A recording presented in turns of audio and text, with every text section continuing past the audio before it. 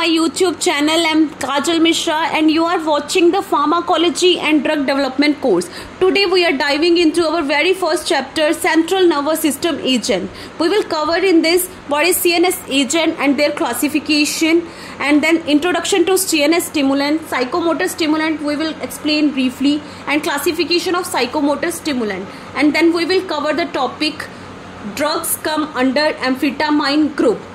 So let's get started. First of all, CNS agent. What is CNS agent? CNS agent होता क्या है? CNS stands for Central Nervous System. CNS agents वो वाली दवाइयाँ medicine होती हैं जो हमारे सेंट्रल नर्वस सिस्टम यानी कि हमारा ब्रेन, हमारा मस्तिष्क और रीढ़ की हड्डी यानी कि स्पाइनल कॉर्ड पर असर डालती हैं. ये दवाइयाँ दो प्रकार की होती हैं, एक तो CNS स्टिमुलेंट, एक CNS डिप्रेसेंट. CNS स्टिमुलेंट क्या कर देती हैं? ये उत्तेजित कर देती है हमारे दिमाग को. CNS डिप्रेसेंट हमारे दिमाग को डिप्रेस कर देती है, सप्रेस कर देती है. एग्जाम्पल के तौर पर CNS स्टिमुलेंट हम ADHD जैसी डिजीज़ या नार्कोलेप्सी जैसी डिजीज़ के लिए प्रिस्क्राइब करते हैं. CNS डिप्रेसेंट में नींद की गोलियां हो गया, एंटी एंजाइटी की मेडिसिन इसके अंडर आती है. मैं आपको ना एक मज़ेदार ट्रिक से बताती हूँ CNS एजेंट को याद करने के 5 मुख्य कैटेगरी को याद करने के तरीके. ठीक है, तो फर्स्ट है सोडा पी. सोडा पी जैसे हम बोलते हैं ना, चलो सोडा पीते हैं, लेकिन यहाँ सोडा पी का मतलब है ऐसी दवाइयाँ जो हमारे दिमाग यानी सेंट्रल नर्वस सिस्टम पर असर डालती है. एस से सिडेटिव, O से अपोइड, D से डिप्रेसेंट, A से एंटी डिप्रेसेंट और P से साइकोस्टिमुलेंट. हुआ ना सोडा पी. तो S से सिडेटिव. सिडेटिव यानी हमारे दिमाग को शांत करने वाली दवाइयाँ, ये हमारे दिमाग को रिलैक्स कर देती है और नींद लाने में मदद करती है, जैसे एल्प्राजोलाम, ज़ोल्पिडेम. O से अपोइड, दे आर द स्ट्रॉन्ग, बहुत ही ज़्यादा स्ट्रॉन्ग पेन रिलीवर मेडिसिन होती है. अपोइड हमारे दर्द को कम करने के लिए इस्तेमाल की जाती है. एग्जाम्पल के लिए मॉर्फिन, कोडीन. D से डिप्रेसेंट हमारे दिमाग की एक्टिविटी को धीमा कर देती है, हमारी स्ट्रेस हो गया, एंग्जाइटी हो गया या नींद की प्रॉब्लम में दी जाती है, जैसे अल्कोहल हो गया, बार्बिचुरेट्स. A से एंटी डिप्रेसेंट. एंटी डिप्रेसेंट का काम होता है उदासी और डिप्रेशन को कम करना. ये दवाइयाँ हमारे मूड को और बेहतर बनाती हैं. P से साइकोस्टिमुलेंट.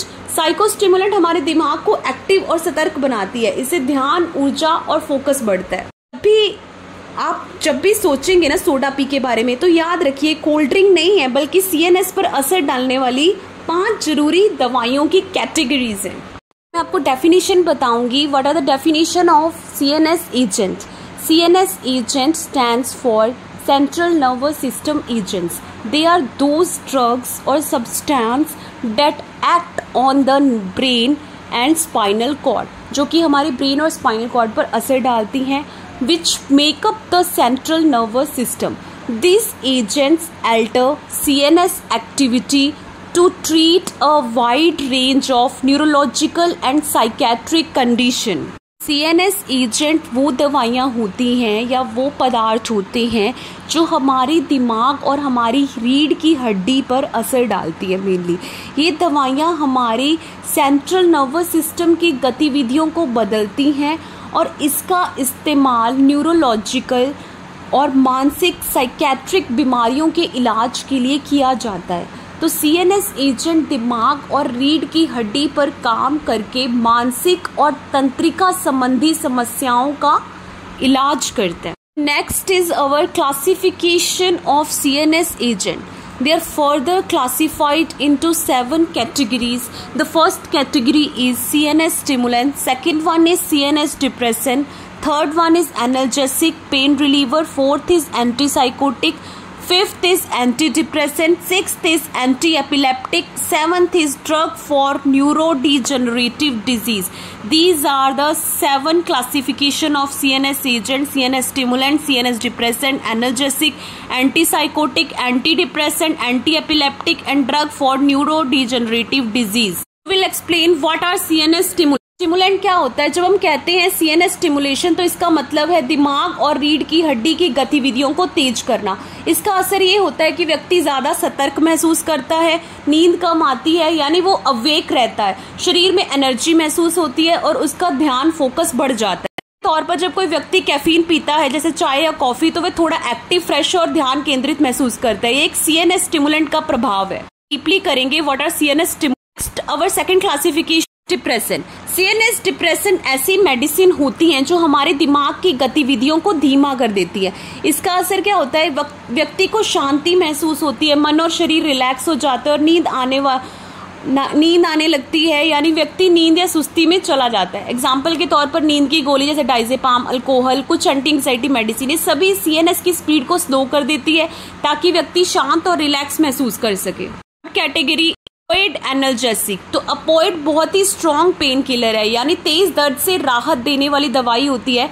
इनका इस्तेमाल हम तब करते हैं जब दर्द हमारे मध्यम से लेकर बहुत ज्यादा हो रहा हो। सर्जरी के बाद का दर्द, गंभीर चोट लगने पर या कैंसर जैसी बीमारियों में तेज दर्द को कम करता है। एग्जाम्पल के तौर पर मॉर्फिन हो गया, कोडीन हो गया।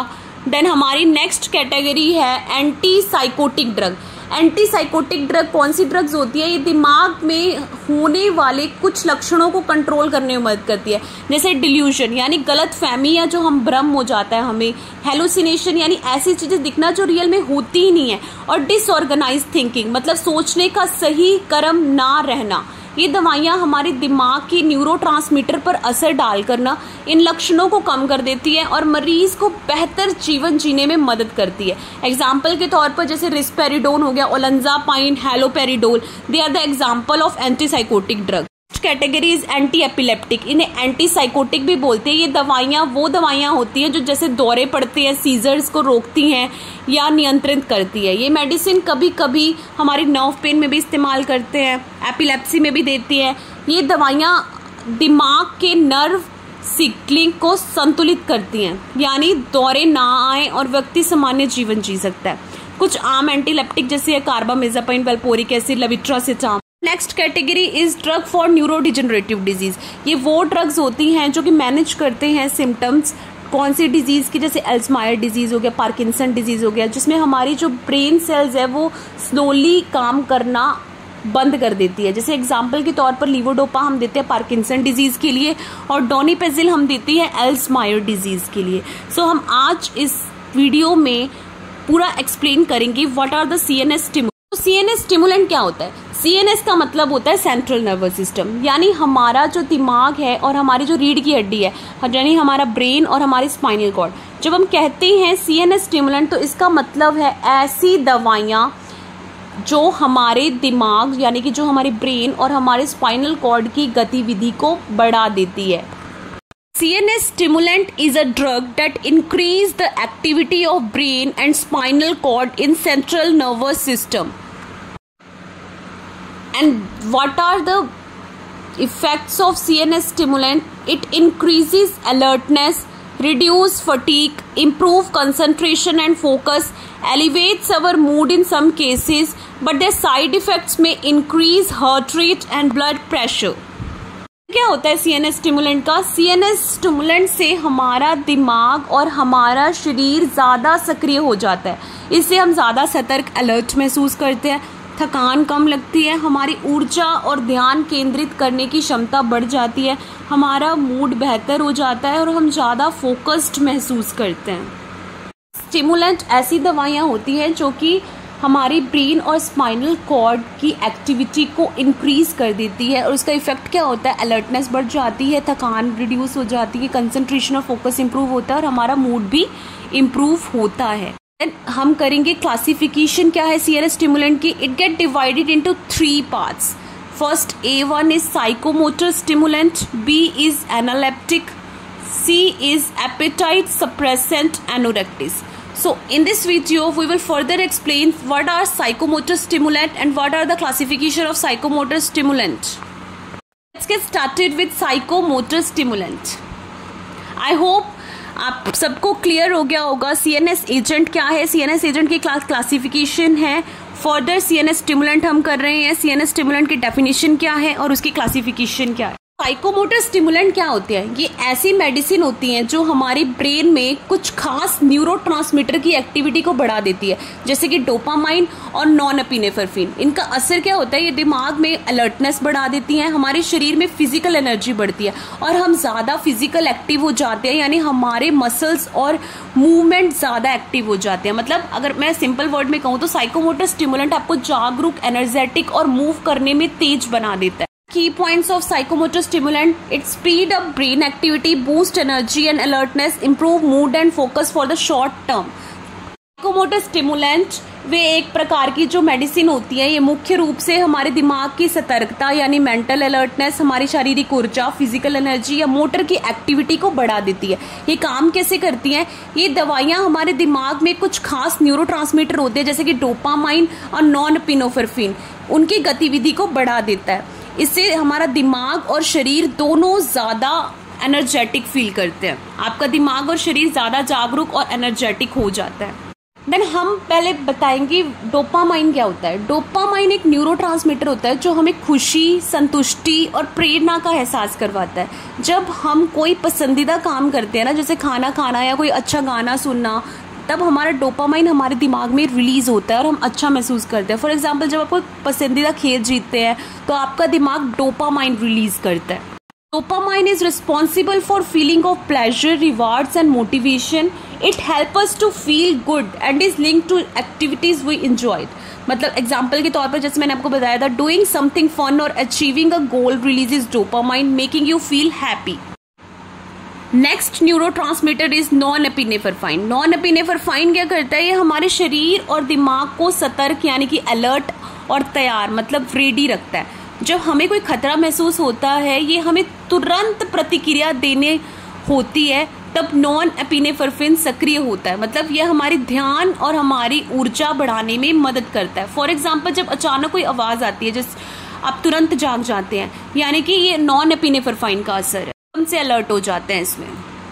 When you face a dangerous situation like a sudden problem, norepinephrine is released, helping your body respond quickly. Neurotransmitter is epinephrine, इसको हम एड्रेनलिन भी बोलते हैं। एड्रेनलिन एक हार्मोन और न्यूरोट्रांसमीटर दोनों ही हैं जो हमें फाइट और फ्लाइट रिस्पॉन्स में काम करता है। ये हमारे दिल की धड़कन को तेज करता है, हमारी सांस बढ़ाता है और शरीर को ज्यादा ताकत और ऊर्जा देता है। एग्जाम्पल के तौर पर, जब आप डर जाते हैं या जल्दी भागना होता है तो आपका शरीर एड्रेनलाइन रिलीज करता है।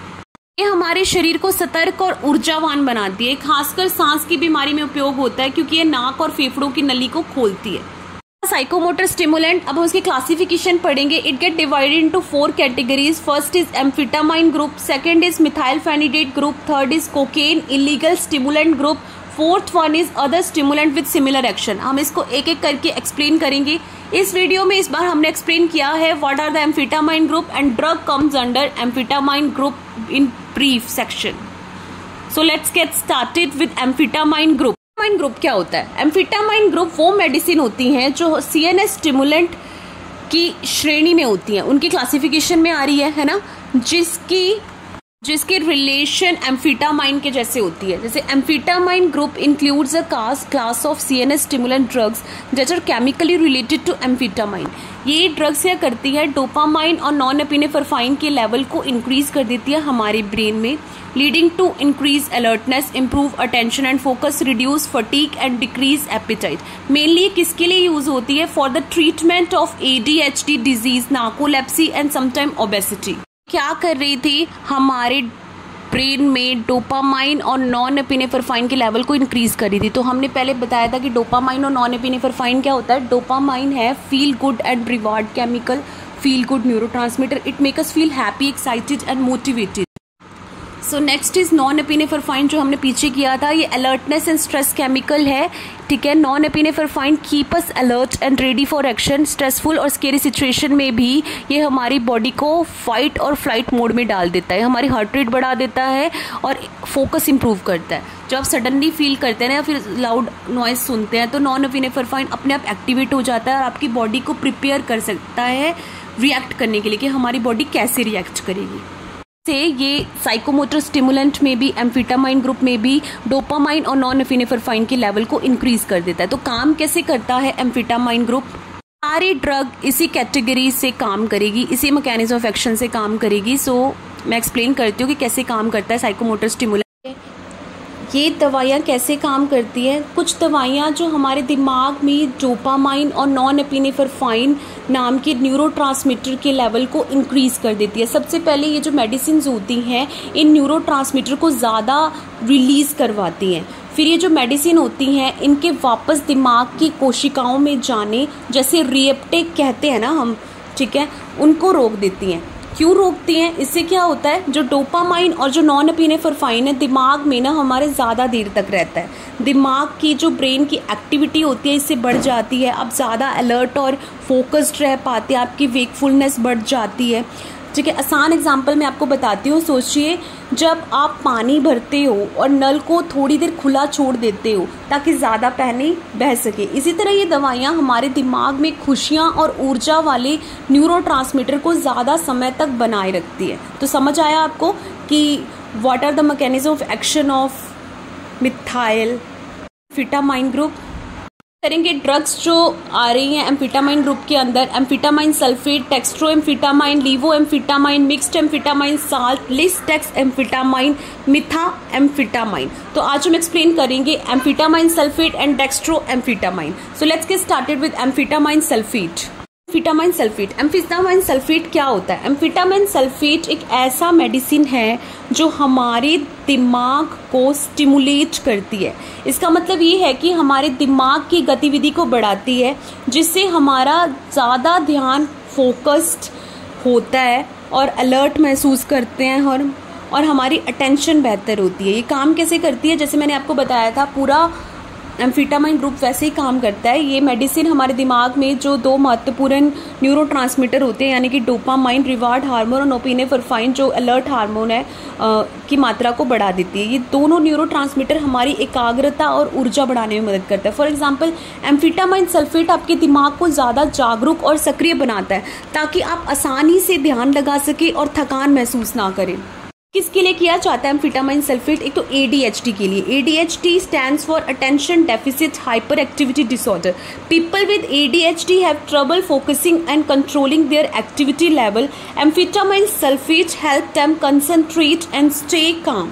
एक मानसिक स्वास्थ्य की स्थिति है जिसमें व्यक्ति को ध्यान लगाने और शारीरिक रूप से सक्रिय रहने और खुद पर नियंत्रण रखने में समस्या होती है। तो एम्फेटामाइन सल्फेट उसको ट्रीट तो नहीं कर सकता, मैनेज करने में मदद करता है। सेकंड इज नार्कोलेप्सी के लिए यूज किया जाता है। लेप्सी एक ऐसी कंडीशन होती है जिसमें दिमाग नींद और जागने के बीच सही संतुलन नहीं बना पाता। इसका मतलब है कि नींद का नियंत्रण ठीक से नहीं हो पाता और हमें कभी भी स्लीप अटैक आ सकते हैं। Amphetamine sulphate help reduces day time sleepiness and increase their alertness. तो हम फर्दर एक्सप्लेन करेंगे briefly what are ADHD and what are narcolepsy. ADHD क्या है? ADHD stands for Attention Deficit Hyperactivity Disorder. It is a condition when a person has difficulty with attention, hyperactivity and impulsivity. Persons को क्या होता है कि attention पाता, एक जगह पे वो ध्यान नहीं लगा पाता है, पर्सन हाइपर एक्टिव हो जाता है, ओवरली एक्टिव हो जाता है, ज़्यादा मूव करता है, ज़्यादा बातें करता है, ज़्यादा इम्पल्सिव हो जाता है, वो एक्ट कर देता है विदाउट थिंकिंग, इंटरप्ट करता है दूसरों को, क्विक डिसीजन ले लेता है, एक बार भी दूसरा थॉट नहीं लेता, क्विक डिसीजन ले लेता है। सिम्टम्स ऑफ ADHD मतलब किसी काम या बातचीत पर ध्यान बनाए रखना मुश्किल हो जाता है उन पर्सन्स के लिए। वो अटेंशन नहीं दे पाते किसी चीज़ को, अक्सर चीज़ों को भूल जाते हैं या उनका ध्यान भटक जाता है, कुछ भी करे। काम पूरे करने में उनको बहुत ज़्यादा कठिनाई होती है, पढ़ाई या ऑफिस का काम। अधिकतर या ज़्यादा हाइपर एक्टिव रहते हैं, बार बार हिलते डुलते रहते हैं, एक जगह पर बैठ नहीं पाते, बहुत ज़्यादा बोलते हैं या फिर जल्दी जल्दी बात करते हैं। शांत बैठना उनके लिए तो बिल्कुल ही इम्पॉसिबल हो जाता है। बिना सोचे विचारे तुरंत प्रतिक्रिया देते हैं, दूसरों की बात काटते हैं या बीच में बोलते हैं। इसका ट्रीटमेंट क्या है? फर्स्ट ऑफ ऑल मेडिसिन मतलब जो CNS स्टिमुलेंट है, जैसे एम्फेटामाइन और मिथाइलफेनिडेट ग्रुप जैसी दवाइयाँ, ये हमारे दिमाग को स्टिमुलेट कर देती है, मतलब डोपामाइन और नॉन एपिनेफ्राइन के लेवल को इंक्रीज कर देती है, जिससे हमारा अलर्टनेस, फोकस ज़्यादा बढ़ता है।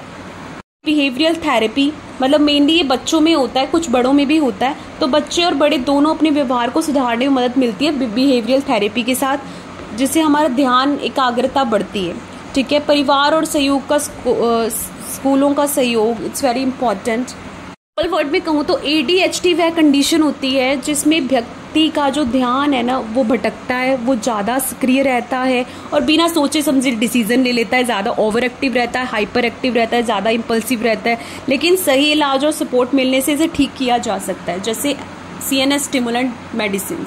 Next is narcolepsy. क्या होता है, नार्कोलेप्सी एक ऐसी मेंटल कंडीशन है जिसमें दिमाग नींद और जागने के बीच सही संतुलन नहीं बना पाता। इसका मतलब है कि नींद का नियंत्रण ठीक से नहीं हो पाता और स्लीप अटैक्स आते हैं। Narcolepsy is a condition where the brain has trouble controlling the sleep wake cycle. वो स्लीप वेक साइकिल को कंट्रोल ही नहीं कर पाता, which leads to excessive day time sleepiness. अगर वो पूरी रात नींद भी ले लेना तब भी जो पर्सन है नार्कोलेप्सी के, वो हमेशा टायर्ड फील करेंगे दिन के दौरान भी, और उनको सडनली कहीं भी बैठे बिठाए नींद आ जाती है। उनको स्लीप अटैक्स आते हैं।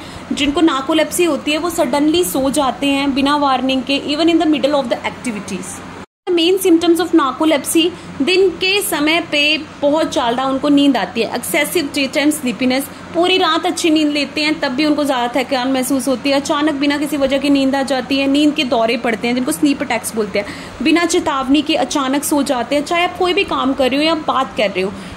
ये नींद के दौरे कभी भी और कहीं भी हो सकते हैं। एक सिंपल वर्ड में बोलो तो नार्कोलेप्सी में दिमाग नींद और जागने का संतुलन नहीं कर पाता, जिसमें बार बार नींद आने लगती है और कभी कभी अचानक से भी नींद आ जाती है। मैं कहूँ कि नार्कोलेप्सी एक न्यूरोलॉजिकल डिसऑर्डर होती है जिसमें हमारे व्यक्ति को अचानक से ही नींद आ जाती है। स्लीप अटैक्स कहा जाते हैं। स्लीप अटैक्स आते क्यों है मैं आपको बता दूँ। हाइपोक्रिटिन की कमी के कारण, मतलब ऑरेक्सिन डेफिशिएंसी के कारण। नार्कोलेप्सी के मरीज के दिमाग में हाइपोक्रिटिन, जिसे ऑरेक्सिन भी कहते हैं, उस नाम का न्यूरोट्रांसमीटर बहुत कम या बिल्कुल भी नहीं होता। ये जो न्यूरोट्रांसमीटर होता है ना, हमारे दिमाग को अलर्ट बनाए रखने का काम करता है। इसकी कमी के कारण नींद और जागने का जो नियंत्रण होता है ना, वो बिल्कुल बिगड़ जाता है। यस, याद रखिएगा, हाइपोक्रिटिन, जिसे ऑरेक्सिन भी बोलते हैं, ऑरेक्सिन की डेफिशिएंसी के कारण हमें स्लीप अटैक्स आते हैं। ऑटोइम्यून रिएक्शन की वजह से कई बार शरीर की इम्यून सिस्टम गलती से उन ब्रेन सेल पर हमला कर देती है जो हाइपोक्रिटिन बनाते हैं, या जेनेटिक और एनवायरमेंटल फैक्टर के कारण भी हो सकता है। ये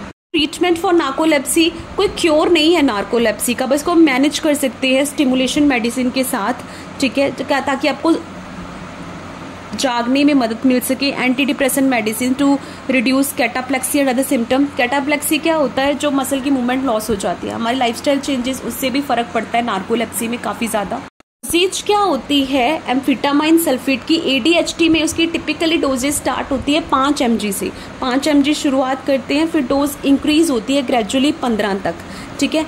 या तो उसे वंस लेंगे या थ्राइस लेंगे टाइम अ डे, डिपेंड करता है पेशेंट की क्या कंडीशन है। नार्कोलेप्सी में लो डोज से स्टार्ट लेके हम हायर डोज तक दे सकते हैं, बट डिपेंड करता है कि पेशेंट कैसे रिस्पॉन्ड कर रहा है। The pharmacokinetic of amphetamine sulphate, तो एब्जॉर्प्शन, एम्फेटामाइन सल्फेट हमारे जो पेट में ना जल्दी एब्जॉर्ब हो जाता है, लगभग 3 से 4 घंटे में ये हमारे दिमाग तक पहुंच जाता है।